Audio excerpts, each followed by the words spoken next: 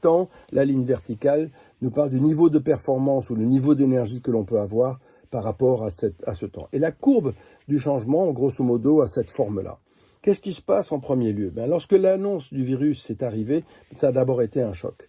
Et où tout le monde se demande qu'est-ce qui se passe, etc. Mais rappelez-vous, la première des choses que l'on a fait, on a été dans le déni, que ce soit le gouvernement, que ce soit la majeure partie des entreprises, ou même la majeure partie d'entre nous, on a juste pensé que c'était une petite grippe.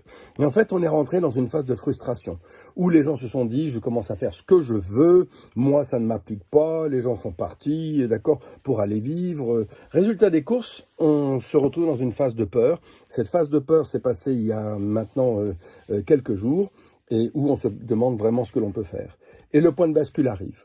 Ce point de bascule est très important, parce que on rentre plus ou moins à différents moments selon les personnes, dans cette situation d'acceptance. Et l'acceptance fait que je vais m'organiser. Et aujourd'hui, il ne faut pas qu'on s'organise par rapport à quelque chose d'exceptionnel, mais qu'il faut qu'on s'organise parce qu'on va avoir besoin de temps pour gérer ce confinement.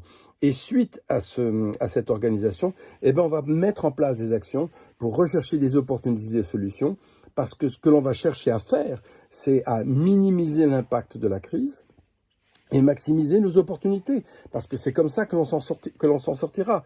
Le point de bascule, c'est le moment où après avoir regardé le passé, on commence à se tourner vers l'avenir, vers le futur, et on cherche à trouver des solutions qui seront elles aussi pérennes dans le temps, et peut-être pérennes aussi pour notre avenir. L'important aujourd'hui, c'est de changer de mentalité. Arrêtons de penser au passé, tournons-nous vers l'avenir. La crise, elle est encore là, le confinement se prolonge, certaines sociétés sont encore à l'arrêt. La reprise économique se fait, certaines activités reprennent tout doucement et beaucoup d'entreprises progressivement pourront reprendre avant de se retrouver dans cette troisième phase qui sera cette phase de reprise.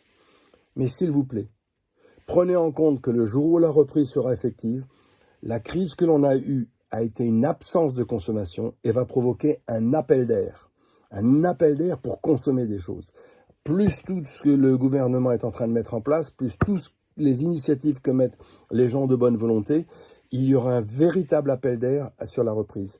Même si on considère que la reprise est en juin ou juillet, le jour où la reprise se fera réellement, on ne pourra pas rattraper 60, 90 jours d'absence de consommation ou d'une consommation minimum.